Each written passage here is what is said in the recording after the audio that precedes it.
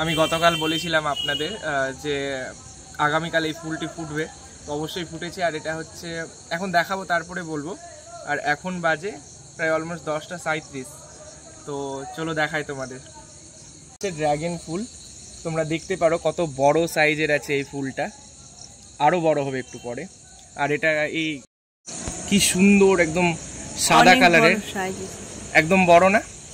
আর যখন লাইট পড়ছে না আরও সাদাটা রিফ্লেক্ট হচ্ছে, তাই একে মুন ফ্লাওয়ার বলা হয় বা কুইন অফ নাইটও বলা হয়। আর এই ফ্লাওয়ারটা হচ্ছে আলাদা গাছের, আর এটি হচ্ছে আলাদা গাছে। তো আমরা এখন এই দুটোর পলিনেশন করাবো।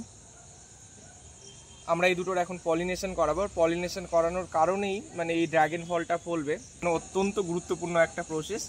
আর পলিনেশন হই বলেই আমরা সমস্ত ফল, সিড এগুলো দেখতে পাই। তো চলো দেখি পলিনেশন কি করে হয়। Hand pollination. এই যে দেখো দিদি, ওই যে অ্যান্থারগুলো আছে ওখান থেকে মেল পলিনগুলো কালেক্ট করছে। আর ওই যে ব্রাশটা আছে, পলিন ব্রাশটা, ওখানে দেখবে এখন তোমরা পলিনগুলো দেখতে পাবে। বৃষ্টির কারণে আসলে অতটা বোঝা যাচ্ছে না। হ্যাঁ, বৃষ্টির কারণে বোঝা যাচ্ছে না। আর ব্রাশটার কালারও হোয়াইট, তাই।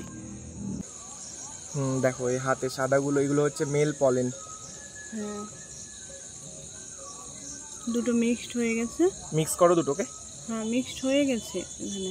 এরপর এই জায়গাটাতে এটা হচ্ছে গর্ভমুণ্ড, এখান থেকে ওটা নিষিক্ত হবে ফুলটা। আর এর সুগন্ধটা একটু অনেক আলাদা। যারা ভ্যানিলার গন্ধ জানো ওই রকম আছে একটু, আর একটু জাসমিন ফ্লাওয়ারের মিক্স কোনো একটা স্মেল আসছে। স্মেল তো নয়, ফুলের যেটা হয় ওটা অ্যারোমা হয়। তো ওটাতে দিতে হবে। তো দাঁড়াও, কালেক্ট করা পলিনগুলো এটাতে দিদি ট্রান্সফার করছে। এই যে দেখো কিভাবে হচ্ছে।